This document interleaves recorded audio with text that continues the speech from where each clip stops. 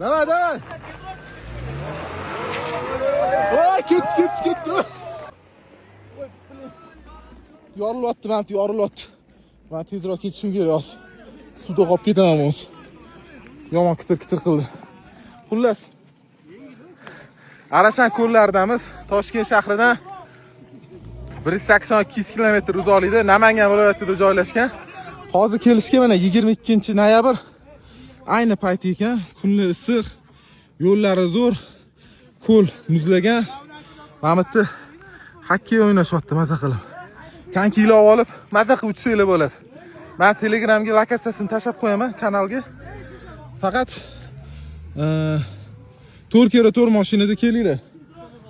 Sedan mashinalarda kelmanglar mana. Hammasi 4x4 mashinalar bemalol keladi. Iloji bo'lsa 2-3 ta mashinada kelinglar. Arqon, lapatka, mana shunaqa narsalar olinglar o'zinglar bilan. Qalin kiyim olinglar. Hozir kun issiq zo'r. Bir xil payt shamol bo'lib qolishi mumkin o'shanga.